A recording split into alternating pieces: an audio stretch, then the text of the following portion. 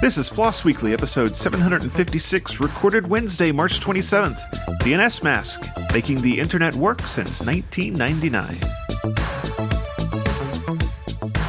This week, Simon Phipps joins me, and we talk with Simon Kelley, the creator and sole maintainer of Dnsmasq. It's a program you may not have heard of, but it probably runs in your router, it probably runs in your cell phone, and it definitely makes the internet work. You don't want to miss learning about it, so stay tuned.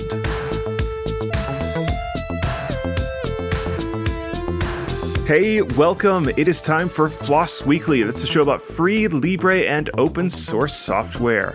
I'm Jonathan Bennett, your host, and I've got Simon Phipps with me today. Hey, Simon, welcome.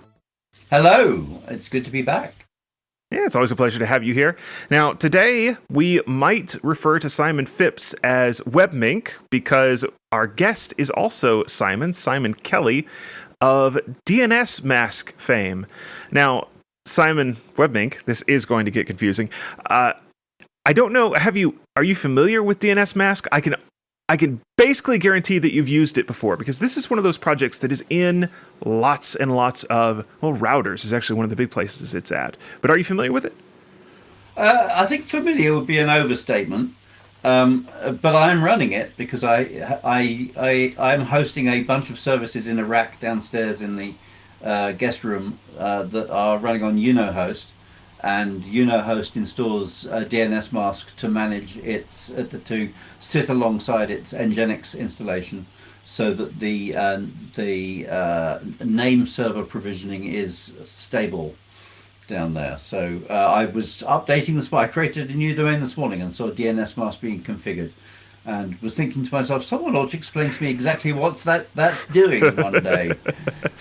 So this is the golden opportunity to find out what it's actually doing when it says it's provisioning Dnsmasq with my new domain name. I am sure that we can get all of the details on that. I think I first used Dnsmasq.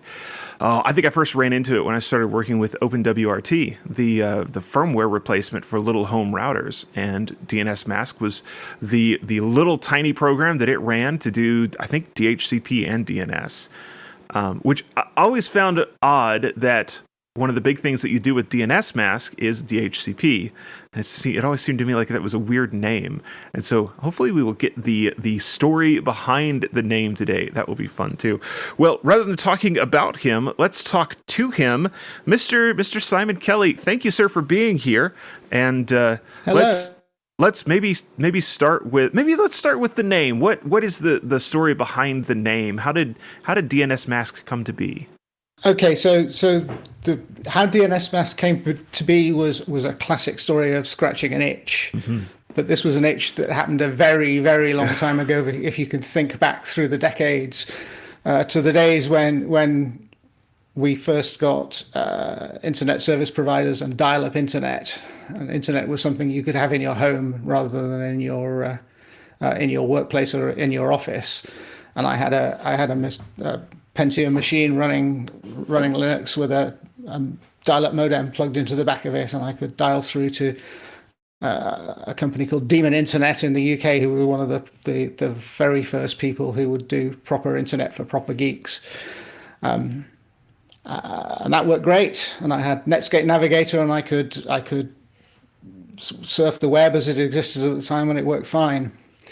And then things progressed, and I bought myself a 486 laptop, and I wanted to be able to connect that to the network as well. And this was in the days where network cards were expensive, and I think I built. You could run IP over parallel ports with something called a lapLink cable. Anybody remember that? So I connected my laptop up to my desktop machine, which had a connection to the internet. And configured what in those days, I never understood why it changed its name, but what's now called NAT was then in those days called IP Masquerade. This was at the time a very, very interesting new trick, which allowed you to hang as many machines as you liked on your sorry internet single address internet connection out to the world. Some things never change. I plugged my laptop in and I started Netscape, and while my connection was up, it worked great. But when my connection was down, and you have to remember this is in the UK where we never had unmetered even local phone calls, so every minute that your internet connection was up cost you money. And when the connection was down, if I touched Netscape, it would decide that it wanted to get some data from the network, and the first thing it would probably do is a DNS lookup. And in those days, Netscape didn't run threads or any sort of concurrency, so it would call the C libraries DNS get host by name call, which would then block, because when it sent the UDP packet off for the DNS query, it would make one hop as far as my main machine and then just be dropped because there was nothing going on. Whereas on my main machine, when it did that, the library would get a no route to host connection error immediately, so that Netscape would come back with, I can't do that because I can't look this up on the DNS. Whereas on my laptop, I just got a blank screen that it didn't even repaint the screen when I moved stuff, and that was kind of irritating. So that was the itch that I was trying to solve with this stuff, and all I wanted was something was basically a proxy that would I could point the DNS queries from my laptop to this proxy, and then it would do whatever it had to do to get that information from the DNS server in my ISP. And because that was running on my desktop machine with the connection, it would get the no route to host error when the connection upstream was down, and it would send there is no information straight back, and I didn't have blank Netscape windows that weren't repainting because they were sitting blocked in a DNS request. So that's how it started. That's great. I love that kind of story. So it was called Dnsmasq partly because it complemented using this clever new technique called IP masquerade to do connecting more than one machine to your ISP. And it's a long time ago, and I can't remember. I think this might have been applied to it afterwards, after the very first versions. But it's the algorithm that it uses is kind of similar to doing NAT or masquerade, where you just rewrite packets rather than parsing them and changing them. A DNS query that comes into Dnsmasq just gets sent on pretty much bit for bit, the same as it arrived up to the upstream host, only changing the ID so that when the query comes back, the relevant reply can get sent to the relevant host, and that means that the whole thing runs with very little memory and very little access, which in those days was very important. It was a big deal, yeah. I'm curious why the decision to make this open source, and being this many years ago, how were you even aware that open source was a thing? What did that kind of decision look like? Well, this was around 1999, 2000. So open source was okay. This was after Linux. I was running on Linux, and this was after the first version of Linux, or the first version. I think I was running Red Hat 4.2 at the time. So open source was a regular thing, and I had a machine full of open source software, and it seemed like a good thing to do at the time, and it wasn't that unusual. Yeah. So somewhere along the line, Dnsmasq got picked up. It got discovered. Like how long did it take from you pushing source code out there somewhere till the next thing you know, it's running on everybody's routers? How did that happen? The running on everybody's routers happened a little later. I mean, I think that the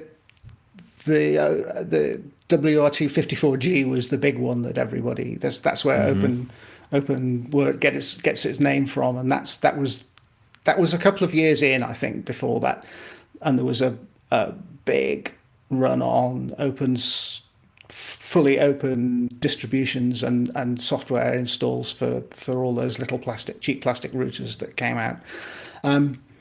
But I uploaded it to Freshmeat. Remember Freshmeat? Those were the days. Vaguely, yeah. And I can remember even the very first versions.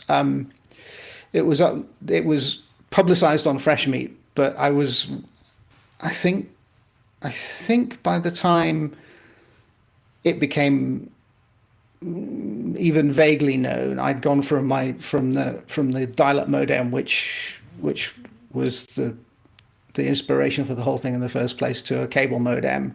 So I had reasonably fast 24/7 internet connection, and I was running a web server locally on a machine that was in the attic of my house. And I can remember sitting in front of a screen with my kids after making a release and watching the web server logs and being amazed at all the different places it was going to. It was quite all of this stuff is a long time ago, and it sounds very naive and innocent now, but it was a different world, and that really meant something. We say, oh look, it's gone to somewhere in South America, and there's somewhere in Europe, and there's somewhere in Canada downloading this stuff, and it was good. And I think there were about 3 or 4 releases, and then you know the way it goes. It kind of did everything I needed to do, and I kind of lost interest in it. And there were a few bug reports that I'd had that I'd not got around to doing anything with. Why are you not doing this? Why are you ignoring your software? And I think that was a kind of fork in the road. I could have either said, okay, it's done for me, I'm ignoring it and going away, or I can start to take this seriously and make it as something which I will support and make into serious software. Yep. And the fork I took is obvious. Yeah, we still in some software circles, we still have that little tiny serotonin hit when you see someone from, and these days it's more like someone commenting on a YouTube video on, I am using this from South Africa, I'm using this from wherever. And it's like, that is on the other side of the world. I think that's still a neat thing to see, that someone on the other side of the world is making use of a piece of software that we've been involved in, or they've gotten some benefit out of it. So I think that's still pretty cool. Do you have any feeling for like how many installs of Dnsmasq there are around the world? So there's an install of Dnsmasq in every Android phone in the world. Oh, I don't know how many that is, but that must be hundreds of millions, billions. A lot. That's probably the biggest one. Most cheap plastic home routers have it running in some form or another. I still occasionally send the relevant queries to home routers in houses that I'm visiting just to see if it's running Dnsmasq or not. It normally is. So presumably you get a royalty through from each copy that's being run there, Simon. What do you think? Well, that does lead on to the question. You sound like like Randall Munro should have made XKCD 2347 actually say a project some random person in County Wicklow has been thanklessly maintaining since 1999. Absolutely, that definitely applies to me. So how are you making this? Much of the world's mobile internet is resting on your shoulders, and you appear to be a sole maintainer for a critical component. How is that sustainable? How do you feel about that? I guess there's 2 different questions in there. One of which is how do I pay the grocery bills and the mortgage and those things. And the answer is that Dnsmasq doesn't pay all of those things, but it pays some of them. And essentially, the way that normally works is if somebody turns up on the Dnsmasq mailing list and they have a request for a new feature. And they clearly come from a commercial company, I normally email back to them off the list and say, it looks like you're using Dnsmasq to make money and you would like some work done on this stuff. Would you like to sponsor me to do this work? And 2 or 3 times a year, the answer comes back yes, and we make an agreement, and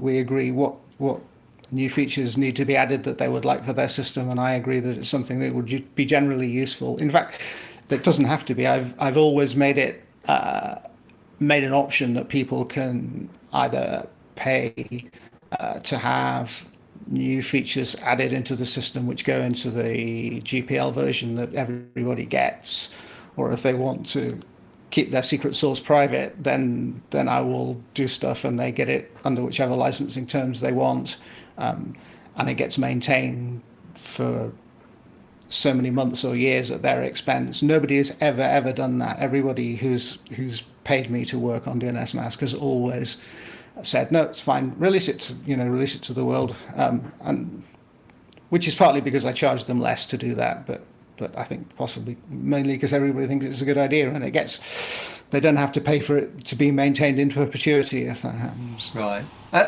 How many people are actually maintaining Dnsmasq? Is it just you?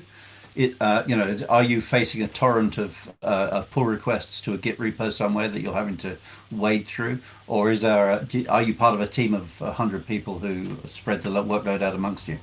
I'm guessing I know the answer to that one as well. But there is a Git repo, and I'm the only person who has commit access to that Git repo. But not all the code that gets committed to that Git repo has been written by me.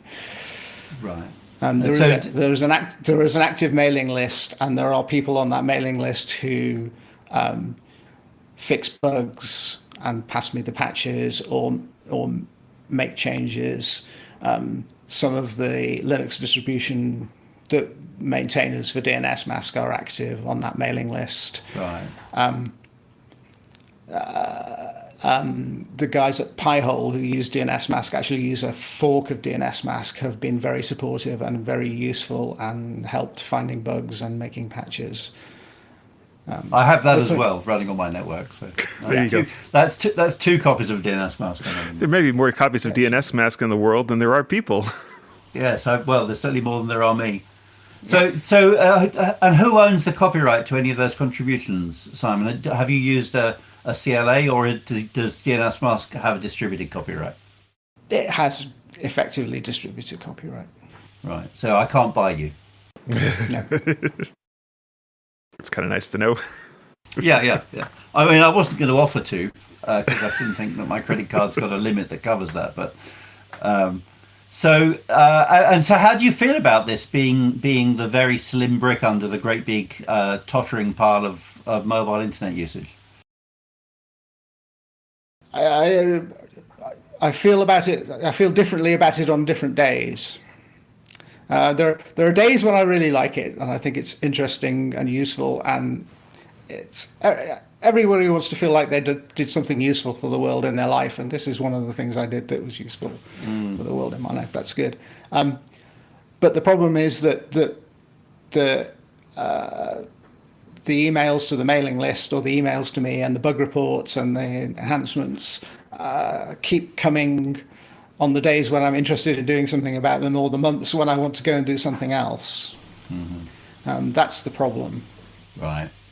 And how is that? So is it truly bus factor equals 1 here, or can you go on a cruise sometime and leave somebody else to look after things? I don't have anybody else to look after things, so yes, I can go. I can lose interest for a month, but then I come back to a massive backlog. Yes. And the most demotivating thing for anybody is a massive email backlog of Absolutely. bug reports or Yes. misunderstandings or whatever. So I have a choice of keeping this stuff under control, or walking away for a little while and then coming back to it. But then I have a huge mountain to climb in terms of not just getting over the backlog. Okay, solving emails is quite easy. If you ignore them, people will either send them again or go away, right? But you have to you then have to motivate yourself to work on this stuff even when you don't want to. And there are times when stuff has to happen. This is I think anybody who wants to get into open source software, the one lesson that I've learned that I would tell anybody is never ever write open source software that's going to be running as root on 100 million devices. Yeah, don't do that. So on the subject of you don't sleep so well. on the subject of demotivational topics, I've just spent my entire year looking at a piece of legislation called the Cyber Resilience Act, and I'm not even a citizen of Europe. I live on Airstrip 1, whereas you are a citizen of Europe. Did that have you worried, CRA, or were you leaving it, hoping that we would get it all sorted out? To be honest, I don't know much about it. I'd be interested to hear from you what I should be worrying about, what I shouldn't be worrying about. In terms of being a citizen of Europe, I'm not sure how that makes it. Well, I'm only semi a citizen of Europe anyway. I'm still a citizen of Airstrip 1, but I happen to be a Brexit refugee living in Ireland. So yeah, I didn't have any Irish relatives, unfortunately. Neither do I, but the great advantage of the common travel area is you don't need any to live here. Yeah. I won't go into CRA now then, but the TLDR is you probably haven't got anything to worry about. But I'd be happy to talk to you about that over a coffee sometime. There you go. Yeah, to the extent that I thought about it, I think my conclusion was along the lines of the EU seems to have done slightly insane things with tech regulation before.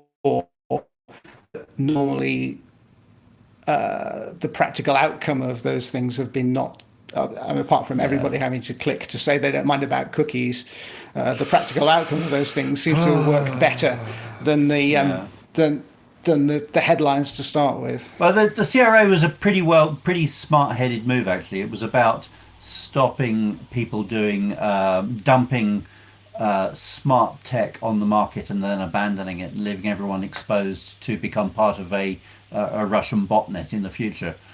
And the problem with it is that they overlook the fact that open source exists. And initially, at the beginning of 2023, they exposed people like you to strict liability over defects in the software that was embedded in routers.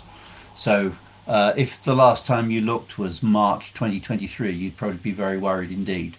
But the way that it ended up getting passed in the Parliament in January 2024 was much better than that, because we put a load of exceptions for open source developers in and persuaded the authors of the bill that that was a good thing to do. So generally speaking, you're in a pretty good place at the moment. But any commercial downstream you have will probably be asking you for some attestations in the near future, and I recommend you charge them for them. Yeah, I mean, it has to be said that every so often somebody does a recursive search over all the addresses on the internet that are running DNS servers and finds out what they are and what version they're running. And if you plot the version numbers of Dnsmasq, there's an awful lot of old code out there, and not just Dnsmasq, everything. But it does irritate me that people are using. I do my best to fix security bugs, especially all bugs, but especially security bugs, in a responsible and timely manner. And it's kind of irritating when you then find that all of the code without those fixes in is still running. Yeah. So speaking of which, this would be a good time to ask. I think there is one or two pretty nasty security vulnerabilities that just got found in Dnsmasq that are maybe about to get fixed. Is that accurate? Have I understood that correctly? So no, the fixes have been released now. So there was a set of security holes in DNSSEC. Mm-hmm. So it's not always been the case. There have in the past been security bugs in Dnsmasq, buffer overflows, which were entirely down to me, and I hold my hands on that was the problem. In this case, it wasn't. In this case, it wasn't my problem. It was the design of the DNSSEC protocol. Yes. Pretty much every single DNS server out there, ISC bind, unbound, all of them we'd all followed the specification for DNSSEC like good boys, and all ended up with software which behaved in pretty much the same way if you sent it particularly mangled and large requests, which is that it essentially locked up in a loop and took a very, very long time to do the crypto required to validate the DNS. Yeah, that makes sense. If you want more detail on exactly what the problem is that when you're validating DNS resource records in Dnsmasq, you can send with those resource records more than one signature. Each signature requires a key to do the validation, and you can essentially send, if you're using TCP to send the connections, you can send thousands of signatures and thousands of keys, and the conforming software has to try every signature with every key. So it's an n-squared problem, and that work is that doing cryptographic validation, so it uses a fair amount of CPU. So it's basically you can make a domain somewhere on the internet, and if you can persuade somebody to resolve that domain name through a DNS server which is doing DNSSEC validation, you can just spike the CPU usage on that DNS server. Yeah, it makes sense. So I assume the solution is basically to detect that there are way too many keys referenced here. We're just not going to treat this as a proper packet, a proper request. Exactly. No sane domain would have that many keys. The best solution to that stuff is to change the specifications for a DNSSEC to make a hard limit on the number of validations that a conforming domain will require. That is something that will probably happen in the future. The problem is with all of these things is if you've ever had anything to do with fixing security holes, is that this was basically had to be done in complete secret. Right. Because the problem is fairly obvious when you think about it, and anybody who'd got any wind of this, who knew what they were doing, could have exploited it to bring down Google's public DNS servers and Cloudflare's public DNS servers, and pretty much every ISP's public recursive DNS server. So it had to be, the fix had to be discussed and deployed in secret. And it's the one thing that you can't do in secret is to bring in the standards organizations and say, please could you change your standards so that, the best we could do was all the various implementers between was to agree on a rough number, which was the maximum number you could have, and then abandon it if you went any higher than that. It seems a bit reminiscent of the Kevin Mitnick DNS problem from about 20 years ago, where all of the insiders knew what the problem was and had to fix it, and were trying their best to be quiet about it so that the cat wasn't let out of the bag. One of the other interesting security stories that I've followed in the past couple of weeks is what they call loop DOS, or DOS loop, which it's not a new problem, but it takes advantage of the fact that with UDP you can spoof the source packet, and so you can trick a couple of DNS servers into responding in quick succession to each other's DNS requests. And essentially you pull off a denial of service attack because you get two of them looping, talking to each other. I don't remember, was Dnsmasq one of the ones that could have that problem? Has a vulnerability with that name come across your desk? The vulnerability with that name has not come across my desk. I can't see why it wouldn't be a problem with Dnsmasq.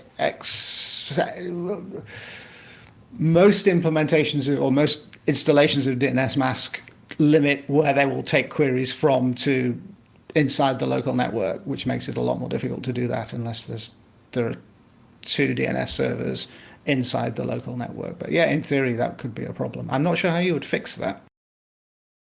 Yeah, it was an interesting It was an interesting problem, and I think it was a similar fix. Like you would detect that the message that this is trying to get me to send back could potentially be interpreted as a request on the other side, and just not respond to it.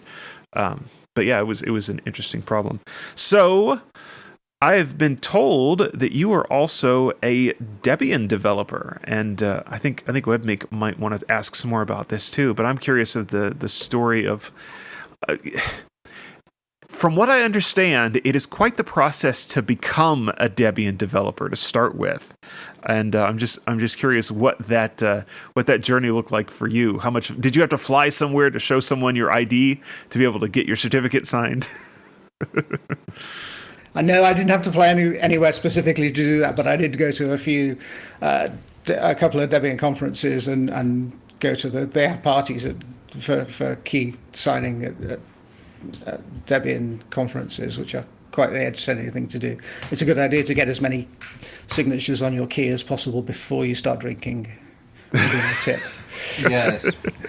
That one. Yeah, so I became a Debian developer a long time ago, essentially because I wanted to get Dnsmasq into Debian. I did put some other packages as well, and this was before Dnsmasq was a thing that it was blindingly obvious to everybody should be in Debian. So it seemed, rather than trying to find an existing Debian developer to do it, I would package it myself and become a Debian developer and maintain that package.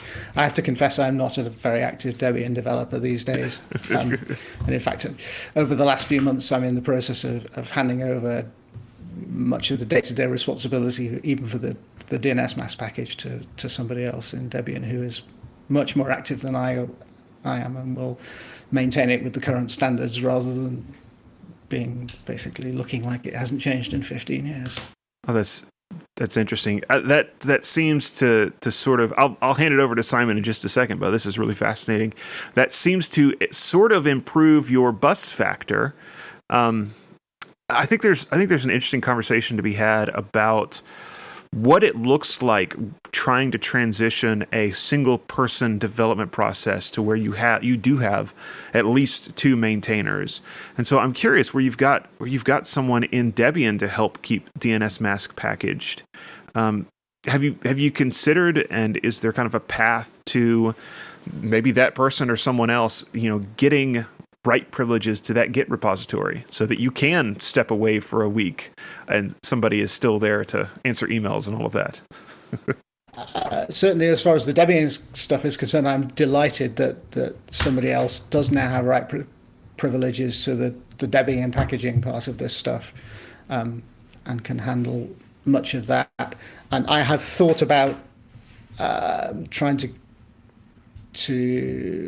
find other people who would have write access to the repo and be able to do things. I guess the reason I'm not going any further with that now is because I like the fact that I've looked at all of the code in Dnsmasq. Seems a slightly strange thing, but one of the nice things about working on code some of it I wrote 20 years ago, but code which basically almost all of it I've written is even stuff that I hadn't touched for 10 years, I understand much quicker. And anybody who's a programmer who spends their life maintaining other people's code will know that there are great frustrations in having to find how other people's code works and how to and having to do fixes which touch as few things as possible, just to limit the amount of stuff that you have to understand. And one of the motivations for me for Dnsmasq is it's one piece of code that I can I understand pretty much everything that happens in it, and I can work on it very simply from that point of view. So my disincentive for getting other people to take over bits of the code is just that it would be their code and not my code, and then it would be code that I had to work harder to understand and could touch less deeply without risking damaging things. That makes sense. Do you think we all get old? People who are listening to the radio can't see the fact that I've got grey hair. You of course haven't, Simon, because I don't know, you're 35 or something. No, mine is just falling out. Yeah. We're all getting older, and this is something we've noticed in a couple of communities where I've been participating. And you eventually reach the point where you ask yourself, well, this is obviously software people are going to want going forward. What are we going to do about the fact that I don't want to go forward? Do you have an exit strategy? Or are you going to leave that as a problem to be solved in a decade's time? I don't have an exit strategy. I have spent some time thinking about an exit strategy and not come up with a good one yet. Yes, I know that feeling. I mean, failing anything else, there's an obvious exit strategy, which is this code is GPL. You could just stop doing stuff, and eventually somebody who cares enough will fork the code and make it work. But I would like not to do that if at all possible. Yeah, I think the danger there would be that there would not be one fork, but you would have Google's fork, and you would have the OpenWRT fork, and you would have 5 or 6 different forks then, and it would kind of splinter into different projects. Whereas it's sort of nice to have all of them in one code base that everybody agrees on. Yeah. I wonder whether an organisation like NLNet Labs would be able to come alongside and help out, because they're doing Bind and a bunch of other related services. Yeah, maybe that would work if they were interested. All right, so let's ask a different question completely. I think in an ideal world, I'm not sure this will ever happen, but Dnsmasq is now nearly a quarter of a century old. It's accumulated a lot of code and a lot of design decisions that were made 20 years ago I certainly wouldn't make if I was starting from scratch. And I think my ideal solution to the problem of Dnsmasq is if somebody else would start again from scratch and write a replacement. I don't want to do it, but if somebody else did it and made the existing Dnsmasq code redundant... The next time somebody comes along and says, you should have written that in Rust, you can just invite them to go ahead and do it. Precisely. Yeah. But code does have a lifetime. I hear you say that, and yet I'm on the board of the Document Foundation, where I can demonstrate that's not true. We still have code in LibreOffice that dates back to longer than Dnsmasq. And when people want to use it, it doesn't go away. It's true. Sure. I mean, the goodness, the LibreOffice binaries are still soffice.bin, aren't they? They are indeed, yes. It is that particular project it impresses me so much that it has, and I'm sure there are places where the code is crufty. I get that, but as a whole, it has come into the modern age so well that it is a very usable Office suite, as old as some of it is. That impresses me to no end. Well, there were a bunch of people who, a decade ago now, spent a great deal of personal time updating it, doing the refactoring that had been due for at least a decade by the time they started. They removed all the German comments. They removed all the code that made it run on CPM. They did a whole load of things, modernized it, built a test suite, made it run in continuous integration. They did a whole load of necessary and valuable things, and so that's the reason why LibreOffice is remarkably fresh and usable now, is because of all that effort that people put in when the Document Foundation was established. I don't think that useful software goes away. Sometimes its soul transmigrates into a rewrite, but something like Dnsmasq, all the time it's useful, and the number of copies I have running in my own house suggests that it's still useful. All the time it's useful, it's not going to go away. Yeah. Yeah, but your point of the soul is a good one. I think the soul of Dnsmasq will be useful pretty much forever. Implementing something which provides that soul, re-implementing something which provides that soul would not be a crazy thing to do. Yeah. And I said it very tongue in cheek earlier, but maybe there will be some young developer that comes along and redoes it in Rust and Android and OpenWRT, and some other groups say, well, let's use the Rust version instead. Maybe it'll happen. We'll see. So I saw in your bio, for one, I believe you have a PhD in computer science, which is interesting. And I'm curious about the timing. Maybe let me ask that first. What happened first? Did you have the PhD first, or did you start Dnsmasq first? PhD by quite a long way. Okay. Nearly 10 years. Okay. Got it. 8 years. I figured that's the direction that would go, but I wanted to check. And then one of the things I saw was DNA sequencing. Those are two different things. Yes. DNA sequencing. Although maybe they're similar in some ways. But I'm curious, the story about DNA sequencing. What happened there? What did you do there?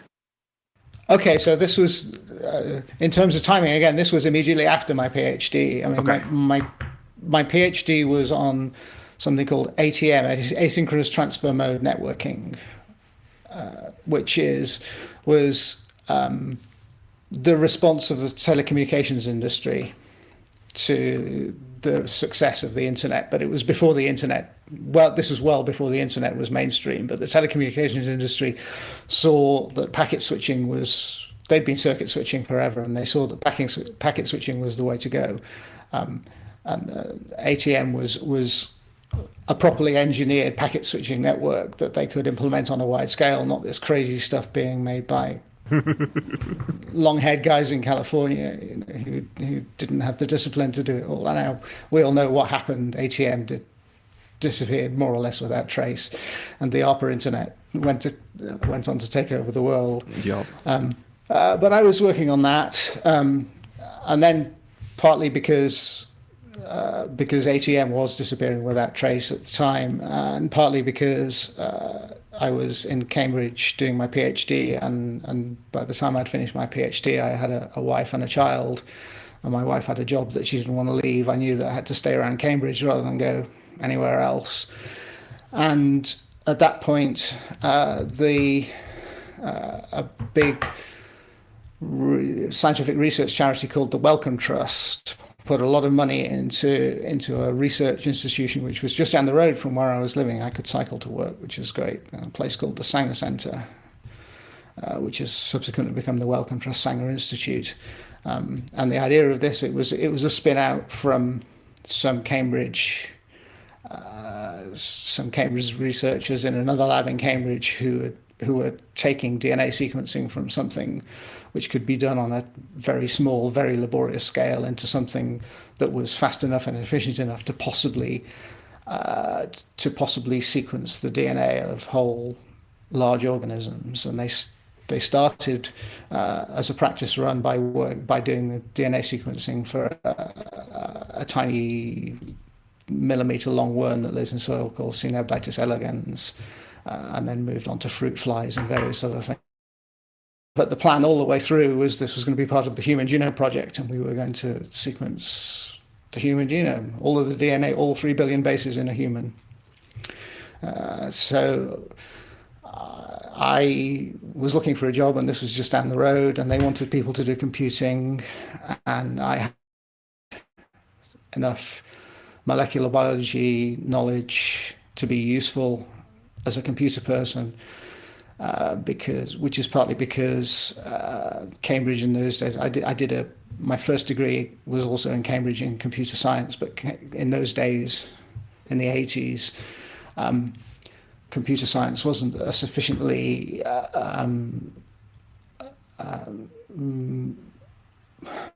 what's the right word? Anyway, you couldn't do a degree in computer science in Cambridge. You had to go and do a proper you had to start doing a proper degree, and then you could change to computer science. Do something rigorous first. That's the one. So my first year in Cambridge had been doing natural sciences, so proper science rather than computer science. And I'd done a third of my time in biology of cells, so molecular biology. So I knew enough about biology to be able to know something about DNA sequencing. And this job came up, and I spent the first 5 years writing application software for DNA sequencing databases where you could keep DNA sequence and everything that was known about that particular piece of DNA sequence, and display it on screens with different, sort of long scrolls of A's and C's and T's and G's and strange lines that showed where genes started and where genes finished and what the genes maybe did and how they were related to each other. You ended up, I think, even doing some Linux work and some kernel work as a part of that job. Yeah, so the first part of the job was doing this application work, and the Sanger Center, to start with, there's DNA sequencing, large scale DNA sequencing needs an awful lot of compute. You generate it. It was one of the very first big data applications. You generate an awful lot of data. These DNA sequencing machines which are running 24 hours a day, and they're generating vast amounts of raw data, and that goes through processing pipelines that use a lot of CPU and generate even more data. And the Sanger Center was installing petabytes of disk when nobody else quite knew what a petabyte was. how many bytes were in a petabyte. Was that 1,000 gigabytes or 1,000,000 gigabytes or and the first iteration of that infrastructure was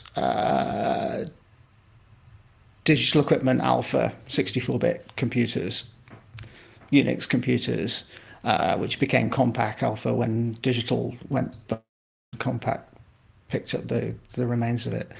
And then as Linux became more mainstream, a decision was made not to buy any more commercial Unix servers and to run everything on Linux on x86. So at that point, the fact that I'd been playing with Linux for a few years and I had some sort of background in open source software, and I was a Debian developer, and I had some code in the Linux kernel. There's some drivers for wireless network cards that I happened to buy a wireless network card, assuming that it would probably work in Linux, and found it didn't. It was one of those things that used to happen in those days. It still happens from time to time. It still happens from time to time. So that put me in a good position to be in a group in the computer systems area of the Sanger Center that was going to be replacing all of their infrastructure with Linux on x86, and that turned out to be Debian on x86, and we spent a long time building Debian systems, and that's one of the reasons that Dnsmasq does DNS and DHCP, because routers need both of those things, and it's nice to link them together, because if you have a machine that gets its IP address by DHCP and tells the DHCP server what its name is, it's nice to put that information and the IP address it actually got into the DNS, so those two are linked automatically. But DNS has also got a TFTP server and some code that does peice booting, so network booting. And the reason all of that ended up in Dnsmasq is that we spent a long time at the Sanger Center setting up infrastructure where we could plug a 19-inch rack full of 100 blade servers into our network, press one button, and they would all net boot, do an automatic install of Debian, get their IP addresses, their configured IP addresses, and their configuration and everything. And 2 hours later, 100 machines would be logged into our system and be available to run batch jobs. Yeah, no, that's impressive. I'm chatting with Simon in the back chat, and we find it funny that, if someone were to do this now, they wouldn't do it this way anymore. They would just use Amazon AWS or something like that for all of this compute. Probably wouldn't build it out themselves, and it's just interesting. That's an interesting question. I left the Sanger Institute 10 years ago, so I don't know what they're doing now. When I left, we had Amazon accounts and we used them for some things, but the amount of storage we were using and the amount of compute we were using would have cost us 2 orders of magnitude more to buy from Amazon than it was to run a data center and put the machines in it. And I suspect that's probably still true 10 years later for the core things that you're using all the time. Amazon is great for bursty loads. You don't end up buying a computer to do one job and then it sits forever in your data center not doing anything afterwards. You can just go and hire that computer on Amazon. But certainly for what Sanger was doing, it's also because it's so data heavy. Our biggest problem with all our compute was giving it fast access to vast amounts of disk, and you could keep all of that data in Amazon's cloud, I guess, but you wouldn't get anything like as faster access to it from Amazon's compute. And it would take an enormously long time just to upload that into Amazon's cloud or move it to somewhere else when Amazon decided that they had you by the short and curly, they're going to charge you too much money. Yeah, it's a similar situation to what we were finding out. I went to visit CERN fairly recently, and they have a lot of compute capacity for very similar reasons, that they're hammering it all the time. They've got a lot of data. They've got to move a lot of data around if they try and move it. And so they've also got a lot of compute capacity in there. CERN is very similar to the Sanger. We used to talk to them and do similar things, and for the same sort of reasons. Yeah, Amazon doesn't, cloud generally doesn't work well for that stuff. All right, we are getting down towards the end of the show, and there's some questions that I like to ask as we wrap. One of the big ones is, and this is going to be difficult because you have to do some set math in your head, is there anything that you wanted to talk about that we haven't asked you about? No, I don't think so. As opposed to things you didn't want to talk about that we have asked. Yeah. The main thing I wanted to get over, I think we have, is my advice is never write open source software that'll run on 100 million devices as root. At least don't do it by yourself. Yeah. So, and then one of the other questions I like to ask is, what is the strangest or the most surprising way that you've seen someone use this piece of software?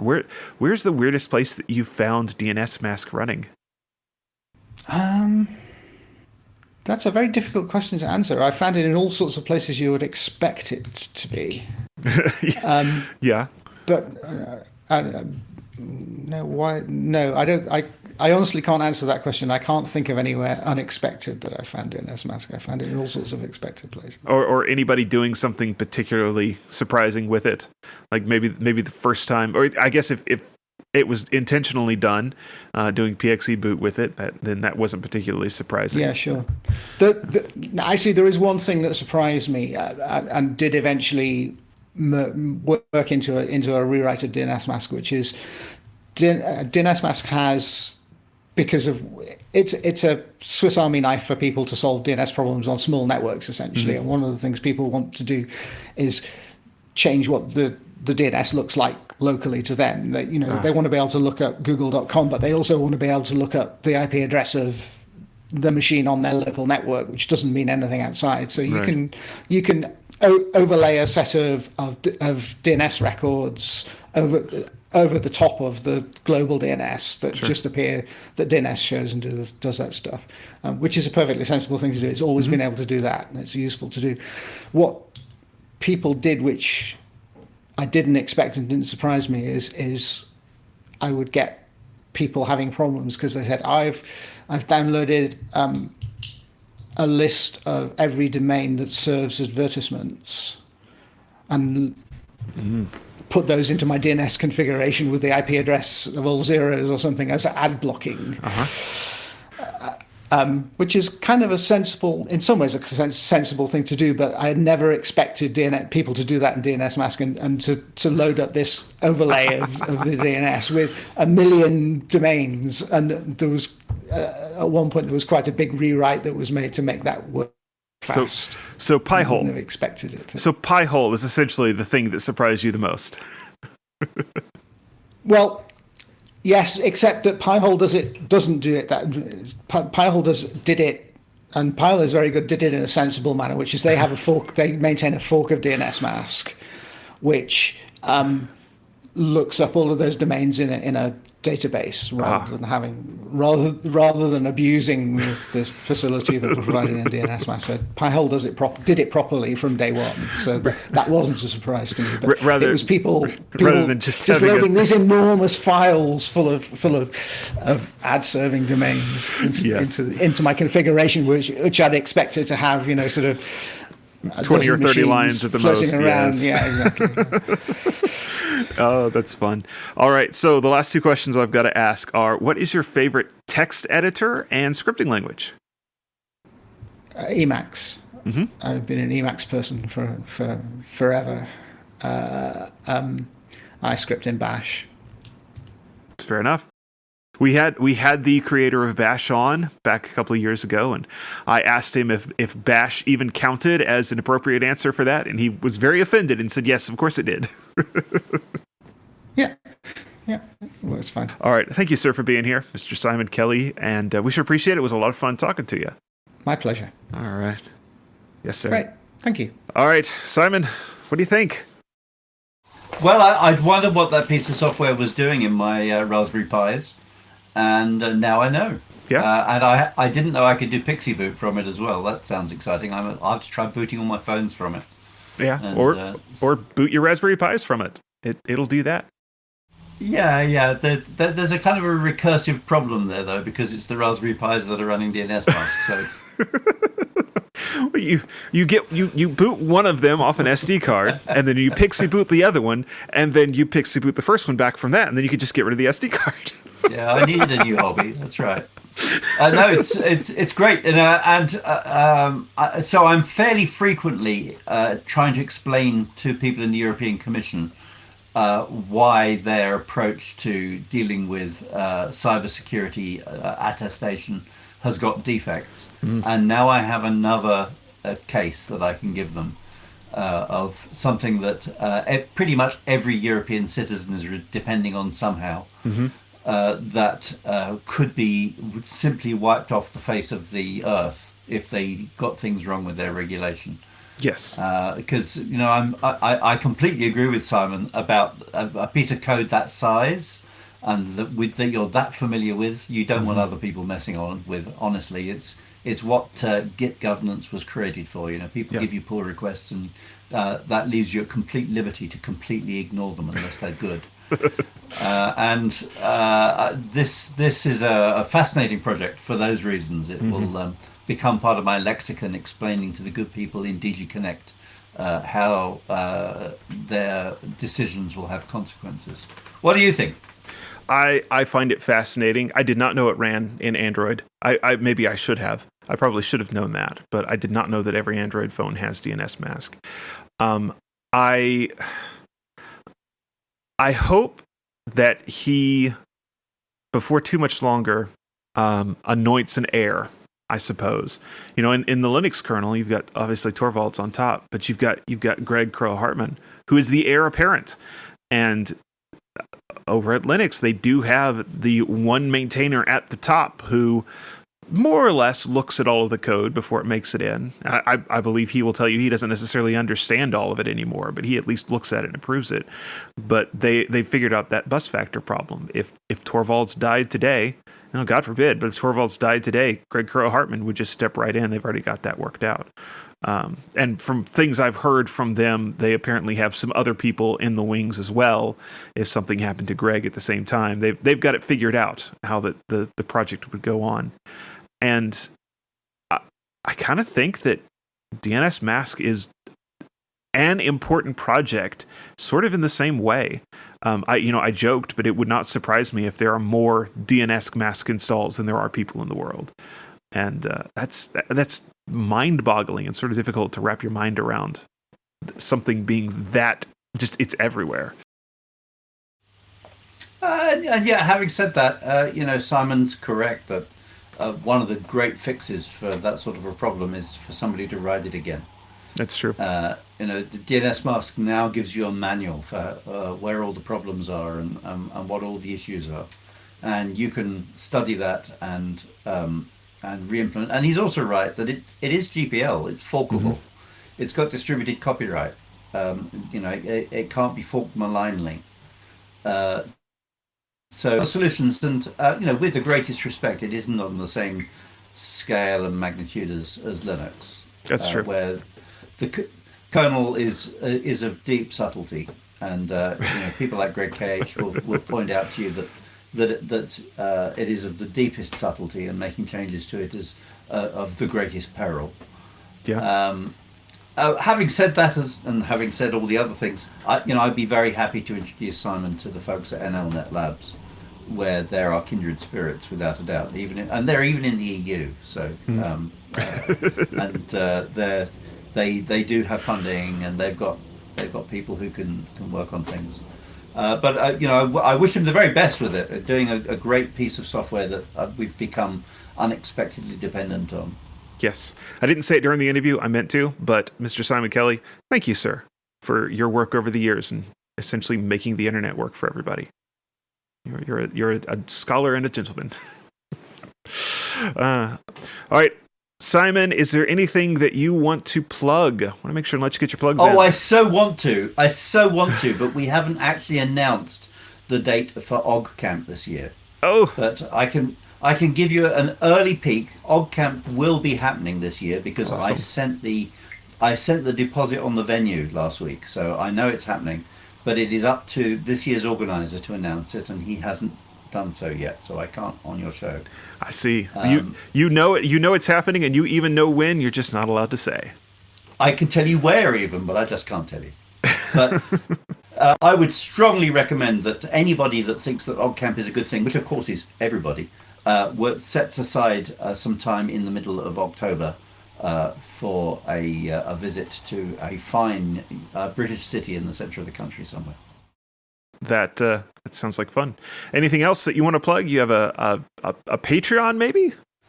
So I've got all my own stuff. Patreon.com/webmink.